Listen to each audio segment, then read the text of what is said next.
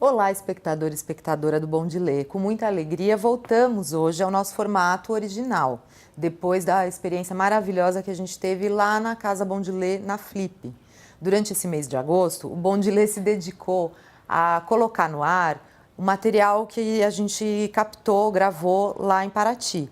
Ainda tem muita coisa para sair, isso vai ser postado ao longo desses próximos meses, mas agora em setembro a gente volta no formato original da resenha seguida da entrevista com a autora. Uma das alegrias que eu tenho com o Bom de Ler é descobrir novas autoras, escritoras que eu antes não conhecia. Eu já comentei que eu conheci algumas escritoras pelo tempo que eu trabalhei na Companhia das Letras. Isso me deu uma certa facilidade no começo para fazer contato e marcar as entrevistas, mas o que realmente me traz esse conhecimento e extrapola o meu conhecimento da literatura produzida por mulheres no Brasil hoje é o próprio Bom de Ler. Porque uma escritora me leva a outra escritora, que me leva a outra escritora e torna esse trabalho do Bom de Ler um trabalho infinito. A primeira vez que eu ouvi o nome da Cidinha da Silva foi na entrevista com a Conceição Evaristo. Eu tive a alegria de conhecer a Cidinha no mesmo ano passado, durante o Mulherio das Letras, lá em João Pessoa, e depois de bater um papo com ela lá, eu fui procurar ler a obra dela. Li então primeiro o livro Sobreviventes, um livro de crônica publicado pela Palas. Entrevistei a Cidinha, soube na entrevista que ela estava para lançar um novo livro e é sobre esse novo livro que eu vou falar, Um Exu em Nova York, livro publicado pela Palas, que a Cidinha vai lançar em breve, deve sair em outubro. Quando eu li Um Exu em Nova York, que é um livro totalmente diferente por ser um livro de contos, eu percebi um traço meio parecido que me deu uma dimensão ainda mais profunda da literatura da Cidinha. Não é à toa que o livro se chama Um Exu em Nova York, né? O Exu é um comunicador, é um mensageiro. E para mim a literatura da Cidinha, a escrita da Cidinha também é uma literatura mensageira.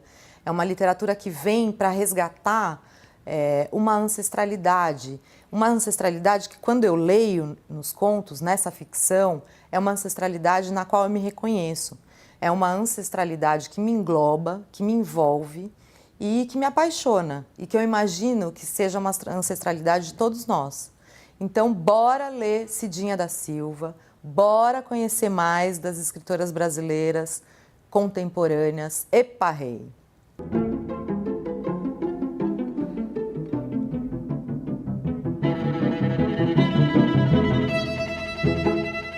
Eu nasci em Belo Horizonte, né? Vim aqui para São Paulo muito jovem.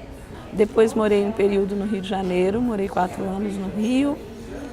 Voltei para São Paulo, morei em Brasília e agora Salvador.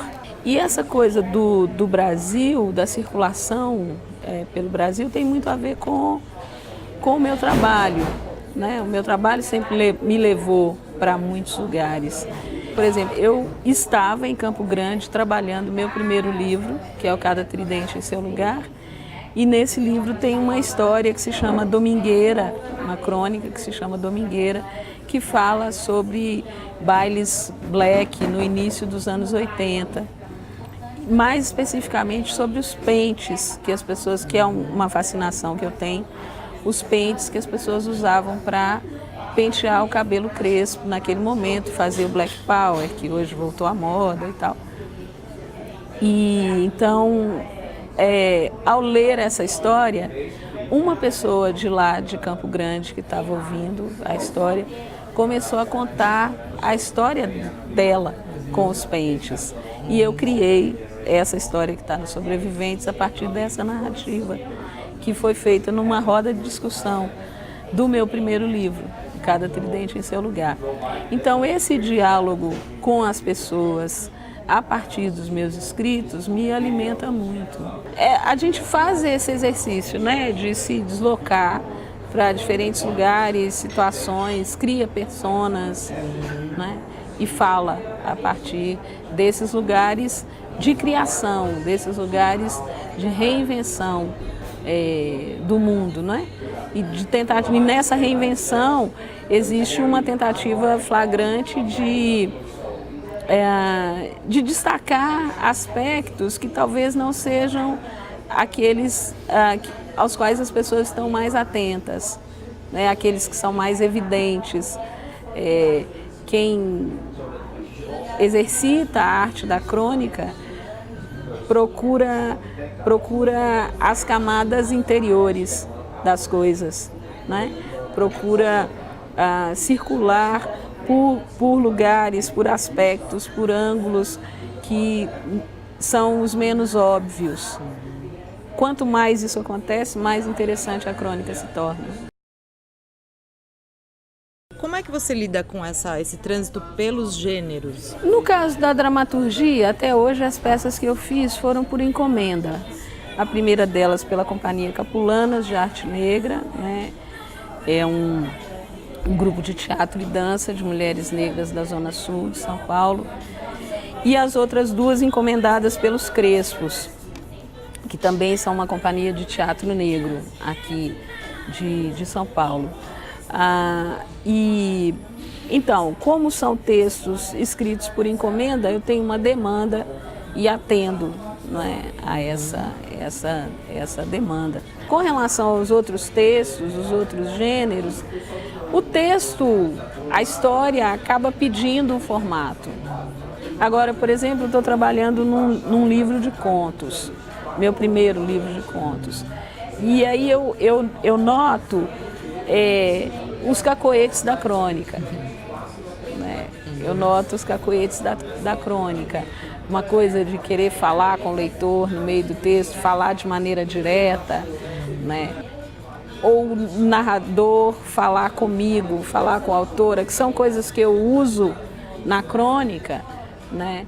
E que daí eu vejo que para o conto são cacoetes e que eu tenho que limpar, que deixar isso, né? Que não cabe.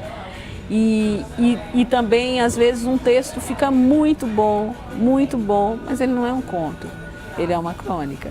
Então eu tenho que tirar dali, porque, embora o Mário de Andrade tenha dito que um texto, ele é o que o autor quiser que ele seja, então, se eu escrevo uma crônica e digo que ela é um conto, ela pode ser que ela seja, mas particularmente eu não gosto disso. Eu não gosto de ler crônicas que as pessoas dizem que são contos. Eu acho meio gato por lebre, assim. Eu não gosto. Então estou muito atenta para não inserir crônicas como se fossem contos. Eu sempre fui uma leitora atenta, sempre li muita coisa, principalmente até o final da adolescência, né? Antes de entrar para a universidade. Quando a gente entra para a universidade e a gente vem de uma tradição forte de leitura, a tendência é que isso se retraia, né? Você fica lendo coisas específicas da sua área, etc. E essa leitura intensa, ainda na infância, me despertou a vontade de contar as minhas próprias histórias. Então, desde muito nova, eu queria escrever. E eu já exercitava isso nas redações, né? No grupo escolar, que ainda eram composições, depois mudou o nome, né, para redações escolares e tal. Então, eu fazia esse exercício no que era possível, né? Escrevi muitos poemas na adolescência, aquelas coisas bobas, ridículas, impublicáveis. E então foi isso, foi a partir da leitura, E a crônica, especificamente, eu li muito os cronistas mineiros. Eu costumo dizer que eu conheci o Drummond, cronista, antes de conhecer o Drummond, poeta. E isso foi definitivo, assim, na minha proximidade e, posteriormente, na minha escolha, né, pela crônica como um gênero privilegiado na minha produção. Eu sou filha de pais trabalhadores, pouco escolarizados, né, que não tinham essa tradição de leitura, de livros em casa. Entretanto, a educação sempre foi uma coisa importante, né, para eles, para que a gente efetivasse isso, eu e meus irmãos, né? Então a gente tinha todo o apoio para uma vida escolar produtiva, né?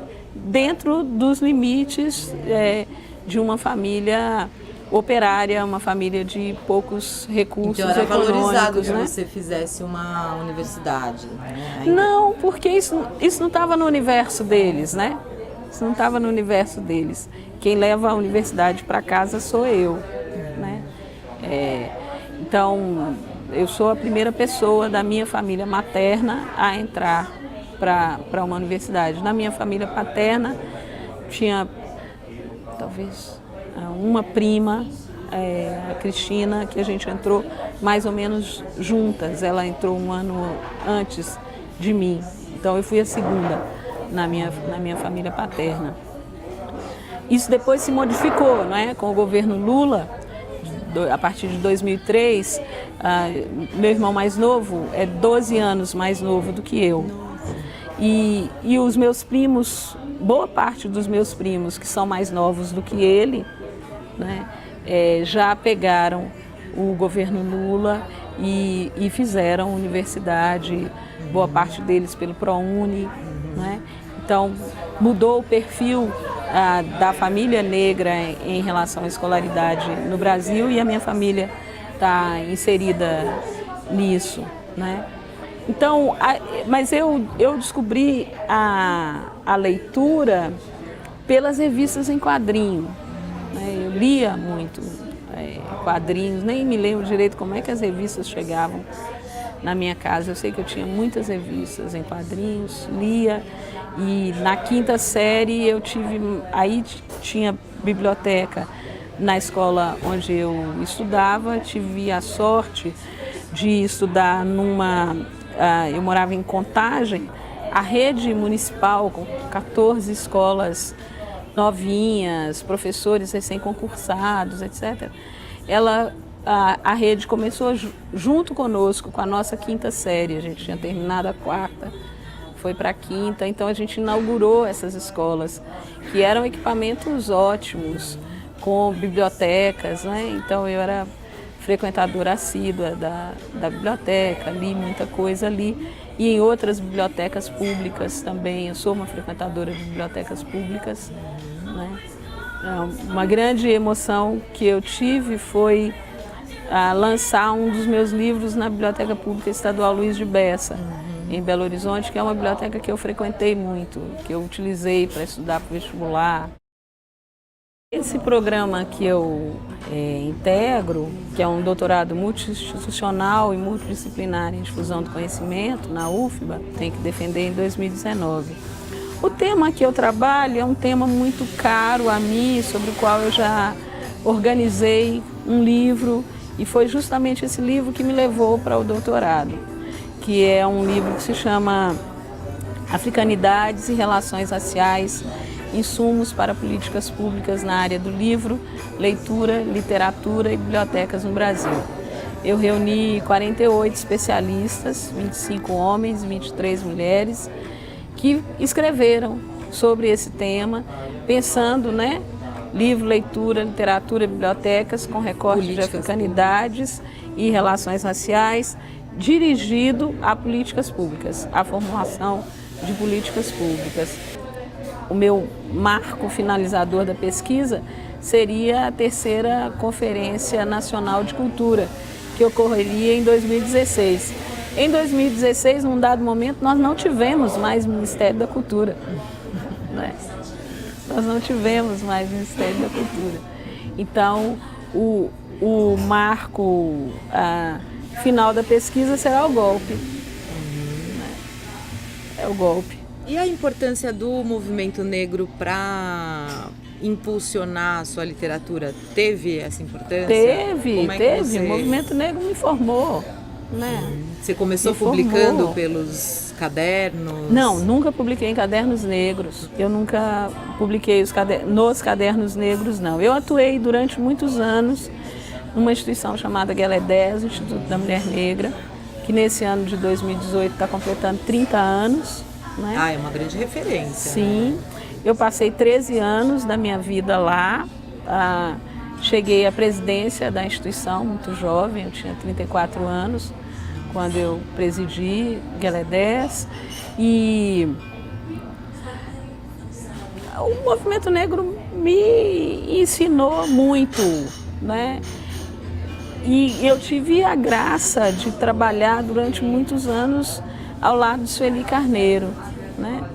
Tem um texto que eu escrevi para ela no livro Baú de Mildezas, Sol e Chuva, no qual eu digo que minha família e Belo Horizonte me deram a régua e o compasso. E Sueli me deu uma tela grande para eu fazer uma xilogravura da minha história.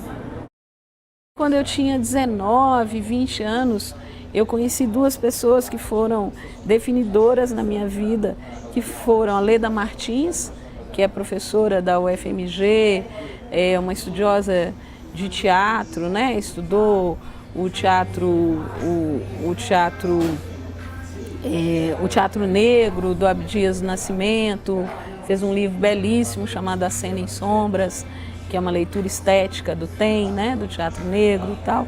Então eu conheci Leda Martins quando eu tinha 19 anos e concomitantemente conheci Edmilson de Almeida Pereira, que agora o mundo brasileiro começou a vê-lo depois da Flip. Mas eu conheço Edmilson há 31 anos, convivo com ele, aprendo com ele há 31 anos e a gente divulga o trabalho dele, né? A gente sempre fez um trabalho de formiguinha, um dos grandes orgulhos que eu tenho na vida. Ontem eu conversava sobre isso com a Ana Maria Gonçalves, a gente foi ao teatro e assisti Preto, o espetáculo da Grace Passou, e eu estava dizendo a ela que um dos orgulhos que eu tenho na vida foi de ter apresentado Leda Martins e Edmilson de Almeida Pereira para Sueli Carneiro, quando eu tinha 19 anos, que foi quando eu conheci Sueli também. Ela me perguntava assim, e a cena em Minas? Qual é?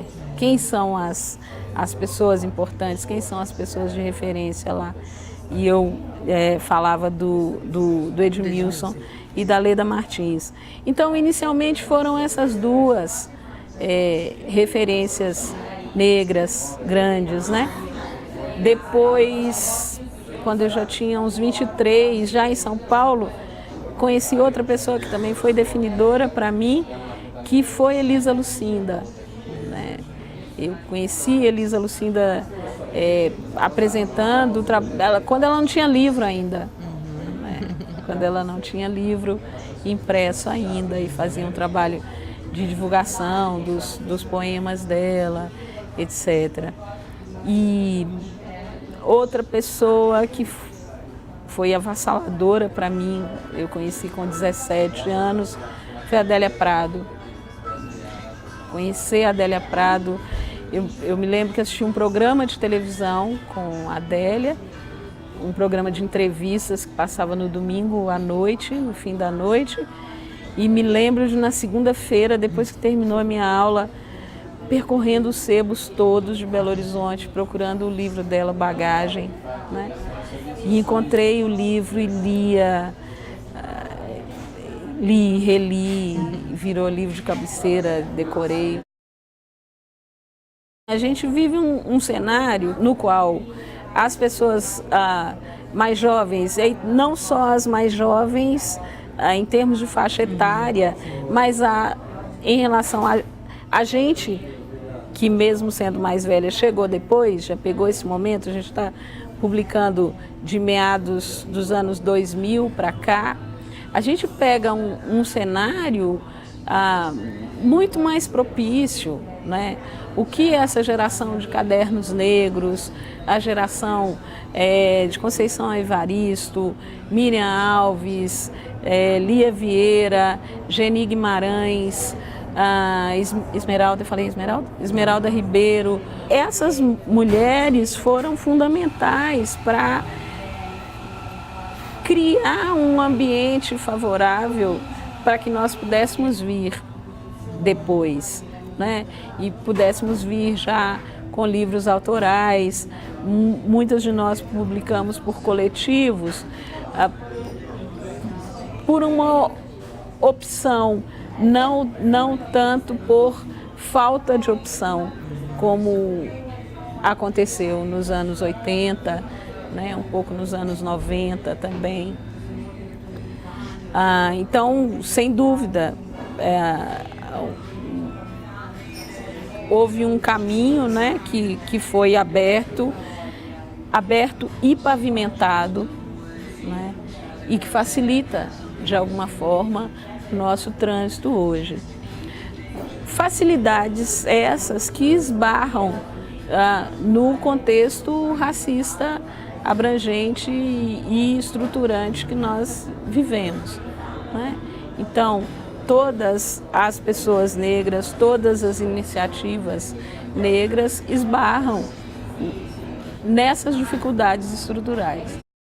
Essa coisa da denúncia, a gente acabou cristalizando, né, o ativismo político negro nesse aspecto, que foi um aspecto fundamental nos anos 80.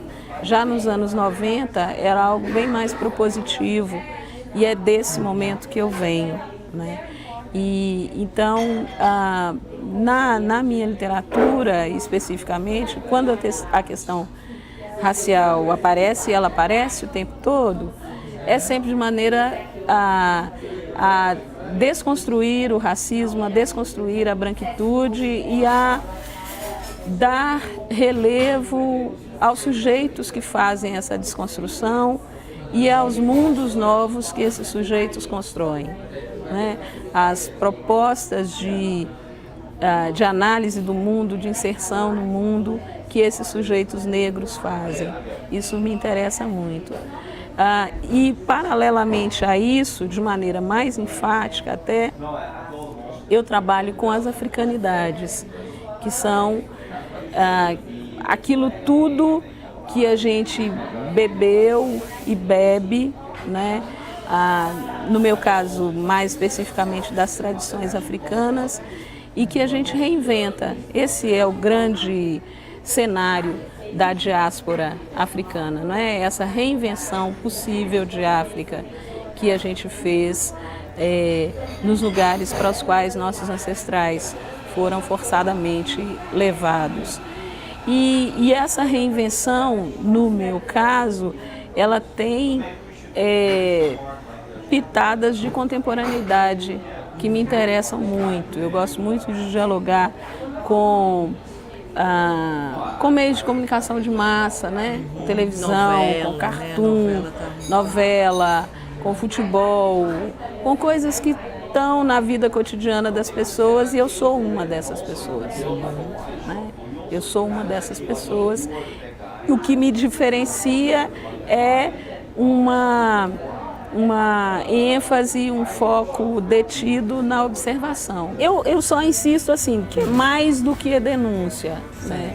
Tem uma reflexão acurada sobre esse cenário e principalmente sobre as personagens que nas frestas, às vezes também por iniciativas de políticas públicas, no debate político, tem feito tem tido um empenho amazônico, um empenho colossal para a reversão disso, né? Porque a denúncia, ela me incomoda porque ela tem um tom de passividade, né? Que eu não acho que é o que ocorra, né? Você detecta uma situação e diz, olha, está acontecendo isso. E o que eu procuro trazer na minha literatura é a movimentação por baixo dessa constatação. Nesse texto da PEC das Domésticas, por exemplo, não me lembro mais se é nesse da PEC das Domésticas ou num outro que é sobre o quartinho de empregada, que está nesse livro também, né, nos sobreviventes. Eu procuro trazer uma dimensão, a dimensão da subjetividade das trabalhadoras domésticas vividas nesse quartinho, e vou passando pelas músicas, por exemplo, que eram ouvidas nos anos 80, 70, 80 e as que são ouvidas hoje. E o que é que muda, se é que muda alguma coisa. Antes era o radinho de pilha, hoje o iPhone, né? Então essas coisas me interessam, sabe? Trazer essa vida que pulsa para além ou que pulsa dentro dessa situação opressora. Porque é essa vida que pulsa que nos trouxe até aqui, que permitiu que a gente sobrevivesse ao horror que foi a escravidão, né? Então essa vida, ela precisa ser destacada, porque o que o racismo faz em essência é nos desumanizar, é roubar de nós, né? Tirar de nós aquilo de humano que nós temos. E é isso em última instância, que vai fazer com que essa literatura que trata das narrativas negras, que traz as narrativas negras, seja considerada algo particular e não algo universal. Não é? Porque a nossa humanidade não é universalizada. As nossas histórias não são histórias consideradas como algo que possa tocar o mundo, que possa mover o mundo. E o meu movimento é mostrar que a gente move o mundo.